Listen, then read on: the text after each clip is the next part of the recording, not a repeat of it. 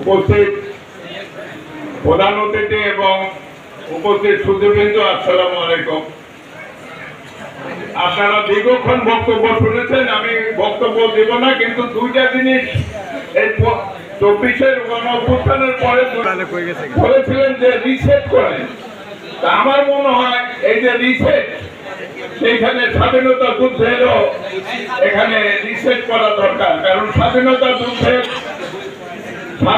যুদ্ধের কৃতিত্ব নিয়েই আমাদের বড় দুই দল নেতৃত্ব মানে জনগণকে তাদের ক্ষমতা গ্রহণের যৌক্তিকতা বুঝাইতে চায়। তাদের এই রিসেটের কারণে আমি যা দেখতে পেলাম যে এই স্বাধীনতা এসেছে দলের থেকে বেশ বড়। সেই ক্ষেত্রে আমরা গণতন্ত্রের কথা বলি ঠিকই, কিন্তু সংগঠনের ভূমিকার ক্ষেত্রে আমরা না আনে ব্যক্তিকে আমরা সামনে নিয়ে আসি। কাজেই রিসেট বাটন চাপা হয়, তাহলে দেখা যাবে যে পরবর্তীকালে যারা শাসক করেছিলেন তারাই এখানে ঘোষণা করেছিলেন, তিনি ইস্তেহার করেছিলেন, ওইটাই ফর্মাল ডিক্লারেশন অফ ইন্ডিপেন্ডেন্স। এরপরে 26শে মার্চ 27শে মার্চ যে যত ক্লেমই করো, ওখানে কোনো পূর্ণাঙ্গ ঘোষণা ছিল না। এই জন্যই সাধারণ সিরাজকে আমরা আবার ওই রিসেট বাটনের কারণে টেনে এনেছি।